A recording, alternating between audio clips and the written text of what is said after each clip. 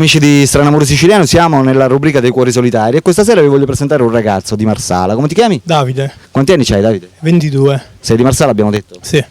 Che cerca la sua anima gemella.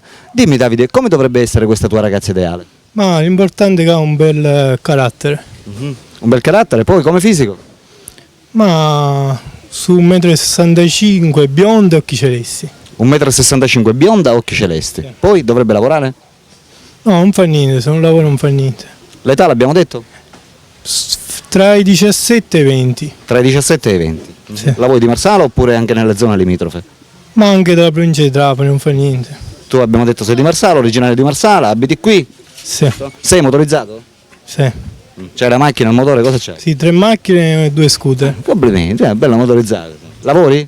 Sì, sì. Che lavoro fai? Commerciante. Commerciante. E dove? Al mercatino Al mercatino di Marsala. di Marsala, Strasatti. Giri praticamente. Sì. Dimmi, ascoltami Davide, quali sono i tuoi hobby? Il calcio, calcio e basta. Solo il calcio. Sì.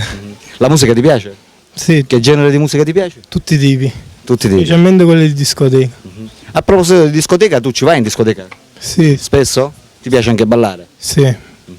Va bene Davide, bene amici, abbiamo conosciuto Davide, il ragazzo di Marsala che cerca la sua anima gemella. Per le ragazze che fossero interessate a lui possono rivolgersi direttamente col suo numero telefonico che vedete in sovraimpressione, ok? Ciao da Alberto, ciao anche da... Davide. Ciao amici, a dopo.